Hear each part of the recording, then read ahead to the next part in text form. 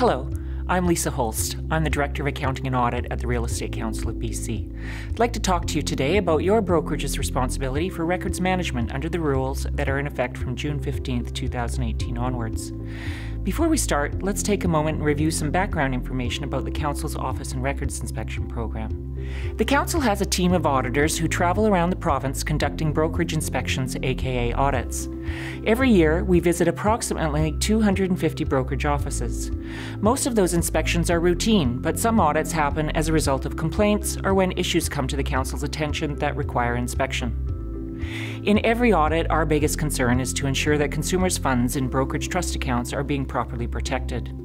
Then we want to confirm that the brokerage and its licensees are complying with all of the requirements under the Real Estate Services Act. Audits can be a great opportunity for managing brokers to ask questions and get guidance and support, particularly when new requirements are being introduced, and that's the situation right now. As you know, effective June 15th, 2018, licensees must use 4 new disclosure forms and a new agreement on managing conflicts of interest between clients. Those new forms also create obligations for brokerages. Effective June 15th, every Council audit includes a review of the brokerage's policies and procedures for complying with the requirements of the Superintendent's new rules around disclosure and agency. So now let's look at those new forms. Let's talk about how your brokerage can meet the Council's expectations for retaining and managing each form.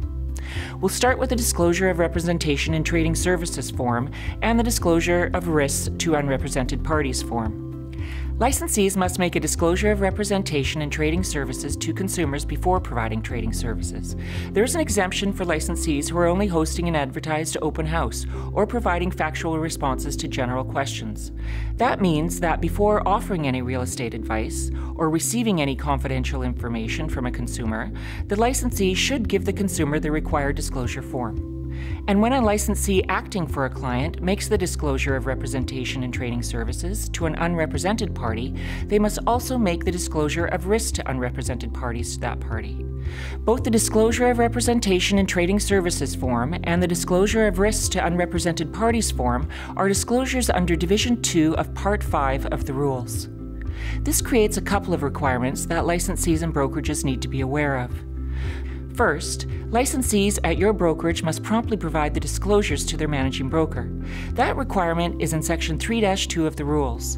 Consumers can choose whether or not to sign the form, but even when it is unsigned, licensees who have made the disclosure should provide it promptly to their brokerage. And second, the brokerage must retain the disclosure as general records. That's a requirement under Section 8-4 of the rules. The Council does not dictate business practices, so brokerages can make their own decisions about how to file and store these records.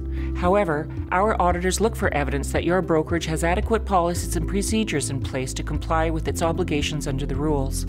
When a Council auditor visits your brokerage, they will ask you a number of questions about how you are managing these disclosure forms.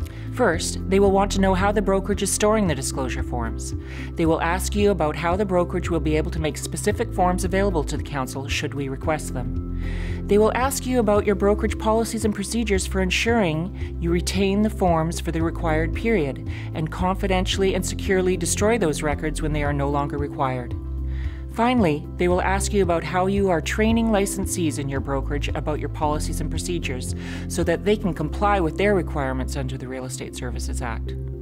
As a best practice, we recommend that all the disclosure forms that relate to a trade in real estate be retained in the deal file or other appropriate file. Now let's turn to the disclosure to sellers of expected remuneration.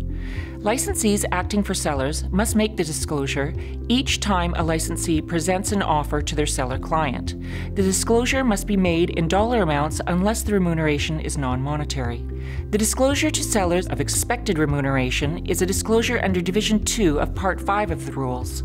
This means that licensees must promptly provide it to their managing broker, and the brokerage must retain the disclosure as a general record as required under Section 8-4 of the rules. Just as for the disclosure of representation and the disclosure of risks to unrepresented parties, Council auditors will ask brokerages to explain 1. How the brokerage is storing the forms, 2. How the forms can be retrieved by the brokerage when requested by Council, 3. The brokerage's retention and destruction policy for the forms, and 4. The training provided to licensees on the proper use of the form.